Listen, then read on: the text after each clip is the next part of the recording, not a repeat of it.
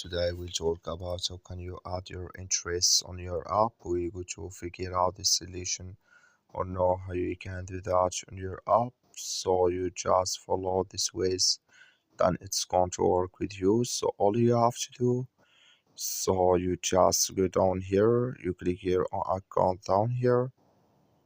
So then it's going to take you to your profile. It's going to show for you like this here. Then all you have to do now, you just go here, you go above this sign, click on it. So when you click on it, it's going to take you to this list. It's going to show for you like this here. You click here on interests and passenger here, just click on it. So then it's going to take you to this list, and here can you select here your interests and passions here in this list. Just click on it. Then here you select your interest, then you click here on save. That's all you have to do. That's all. Thank you for watching. Don't forget to support us by like and subscribe.